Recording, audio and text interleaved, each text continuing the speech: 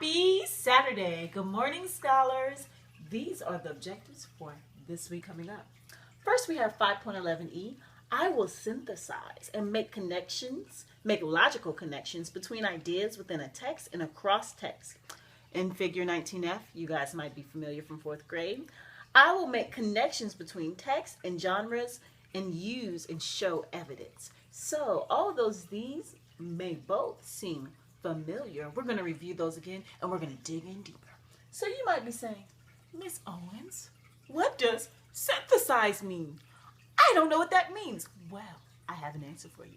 Synthesize means to combine. So when you synthesize, you combine two or more things to make something new. For example, scientists combine different chemicals to create a new chemical. Artists combine different paints to make a new shade. So when you read, you synthesize ideas and information. You combine them to make meaning and form a more complete picture. You can combine ideas and information within a text and among two or more texts. So you might think, wait, I might synthesize in my everyday life and I make connections. You know what? You're right. So you have your friend, they're doing their thing and they might be doing something that you like to do. And then you come across them and you go, oh, I like to do that. And you're like, hey, let's do it together. Oh.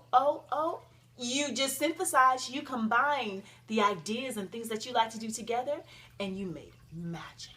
So let's talk about making connections. So when you read, you like to connect with what you read. So you connect with, how you do it is you connect with what you already know from your own life experience. These are called self-to-text. You know, when we use our closed reading techniques, when we do annotations on tests, I always say, hey, write down if you see something that you're reading, you can connect that to your personal life. That's self-to-text. And then to other texts you have read, these are called text-to-text connections. So when you connect something you've read to something else that you've read, those are called text-to-text connections. And then the last one is to people and events in the real world. These are called text to real world connections, also known as TW. And you use those in your annotations also. When you're reading something, you're like, oh man, I heard in the news today that it was just talking about this. That's text to real world.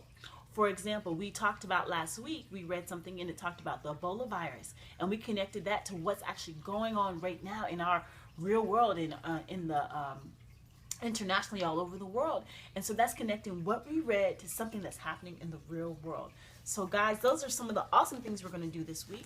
Something else I want to talk to you about is how you read across two or more texts. Two or more texts can have the same topic, but each will say something new. Put together the information and ideas from each text, and then you see how they complement each other and see how they're different. See what new and surprising ideas you encounter, and also see how they increase your understanding. So that's how you should read two or three or more texts. You should connect ideas. That's going to help you understand both of them. So I have a situation and example for you to think about and really focus, because this is part of your homework. For example, suppose you read an article about cobras, and cobras are snakes. The article contains the fact that cobras can unhinge their jaws and wrap their mouths around large animals like my head. Then you read an action adventure story that shows a cobra swallowing a large pig. That's amazing. The fact you learned in the article helps you understand the event in the story. The fact that you learned that a cobra can wrap its jaw around a large animal helps you understand that that cobra in the other story ate a whole pig. That's making a connection. So here's my homework question for you.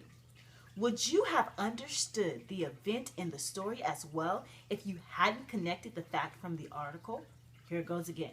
Would you have understood the event in the story as well if you hadn't connected the fact in the article? Why or why not? So I want you to think about that. And the last thing is active reading. Synthesizing demands that you read actively. Like you're not just, lackadaisical and being lazy.